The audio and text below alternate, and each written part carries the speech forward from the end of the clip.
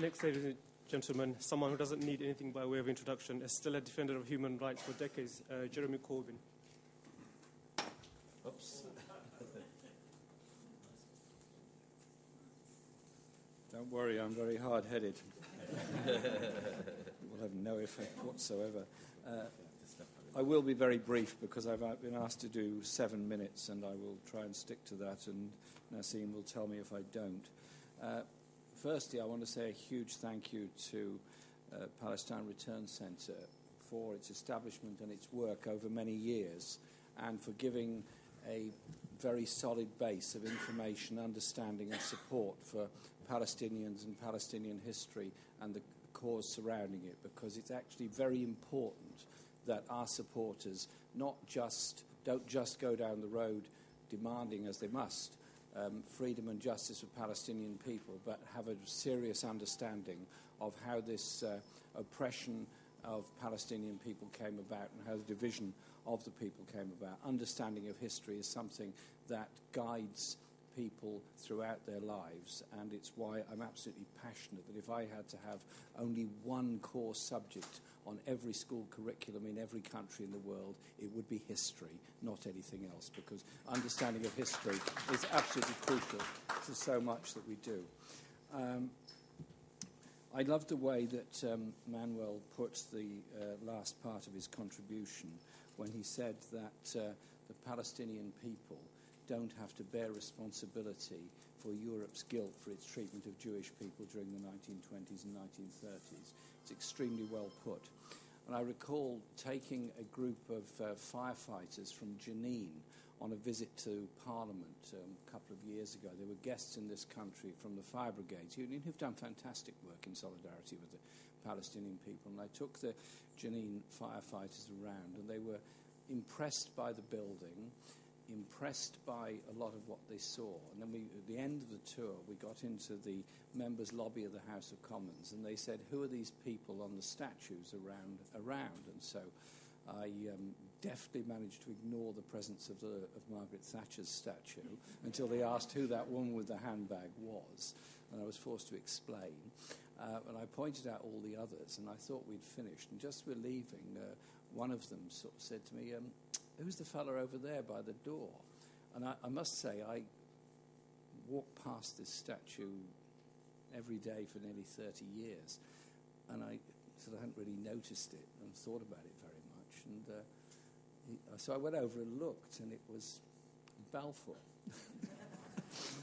They immediately formed a squad to tear the statue down and take it away piece by piece. And so it's that understanding that's so important. And when Balfour wrote that fateful letter, and it really is a sort of not particularly well-drafted, very short thing that he wrote, the interesting thing was that the progressive Jewish element in Britain, including members of the then coalition, Conservative and Liberal coalition government, opposed it on the basis that it would only bring problems for a lot of Jewish people. And remember, at that time, the progressive leadership in London of the trade unions and the Labour Party and to some extent the Liberals and many others was actually Jewish trade unionists and the Jewish people in the East End of London.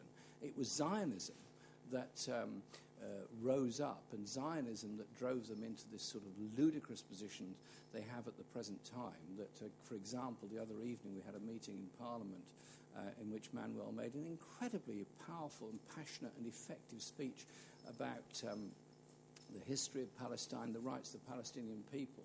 This was dutifully recorded by the thankfully silent Zionists who were in the audience on that occasion, and then came up and berated him afterwards for what he had said.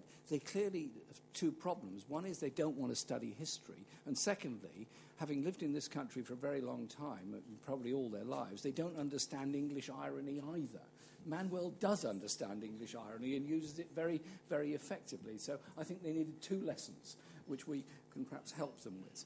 But we have to then look at, in the period 1917, when the Balfour Declaration was written, at that time, even the very far-sighted and very smart people, and don't underestimate them, in the then Colonial Office and Foreign Office could not have known that at the conclusion of the First World War would be the Versailles Conference and would be that sort of, frankly, abominable process where they sat around the table and calmly divided up the colonies of the defeated nations and handed them out as mandates. No different, really, to the 1884 Congress of Berlin that calmly sat around a table and divided up Africa between the conquering powers. They could not have known at that stage that the mandate territories would be divided up across the region, and France would get some and Britain would get others. And then the dishonesty, the deception and the lies of the Balfour Declaration came home to roost, having promised one thing to the Zionists and another thing to the Palestinians. They then proceeded to divide and conquer, which is, of course, the fundamentals of all empires. And I'm sure many of you have been at various times in Jerusalem. It's quite instructive, obviously, walking around East Jerusalem and the beauties of the old city, but it's also instructive to go to West Jerusalem if you're able to, and see the buildings that Britain put up in the 1930s at a time of unbelievable economic chaos at this end of the empire. They were nevertheless building buildings to last. They were building a colony to last for a very long time, in exactly the same time that Lutyens was designing New Delhi and the Eternal Empire in India. It all came crashing down around their heads only a few years later, and that vile oppression of Palestinian trade unionists, progressive opinion, and the denigration of Palestinians and their history. I was brought up being told at school that Israel was founded on a piece of empty space, and that they managed to make the desert bloom, and they built things when there was nothing there before. Anybody that studies the history of the region will know that at the end of the Second World War, 1945 to 48 period, Palestine had media, had industry, had education, had universities, had a relatively high standard of living for the whole region, and was a coherent society and a coherent state. It was the denigration of that which enabled Western opinion to be put together in support of Israel. I noticed later on today a very interesting session. I'm hoping to get back in, if I can, for it. I'm not sure. And that is the implications of the Mau Mau case for Palestinians, which Martin Linton is going to talk about. Because what needs to be done in this country is an understanding of what the brutality of empire is all about.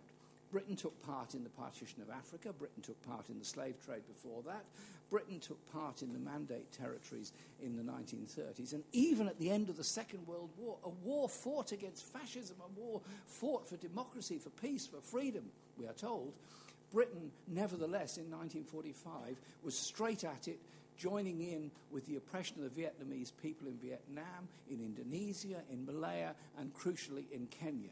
But these things come home to roost, and there was some kind of historical epiphany for me, sitting in the High Court earlier this year with the Mau Mau people who are making their application for justice and compensation for what happened to them in the 1950s in Kenya, when they were tortured, murdered, brutalized, castrated, every kind of vile piece of treatment you can imagine, and put in concentration camps that can only be akin to Nazi concentration camps. They had their day in court, and they won their right of application for appeal, and that is going to go ahead, hopefully, very, very quickly. They are very, very old people, but I just thought, fair play to them for being able to get it to that state.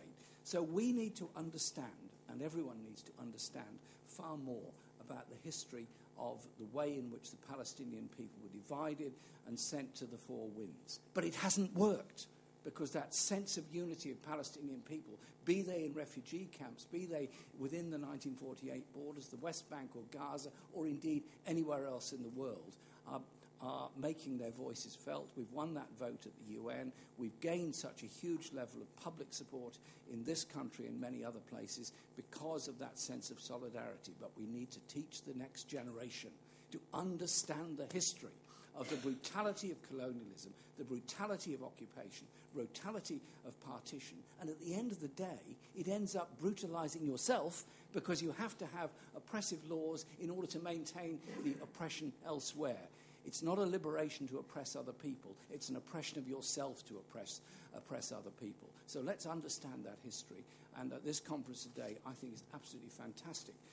event that we're having, and I really do admire and applaud the work of the Palestinian Return Centre, because building those blocks of knowledge and support is something that we will all benefit from for decades and decades to come as we move rapidly towards the final denouement, which will be the liberation and unity of all of the Palestinian people. Thank you very much.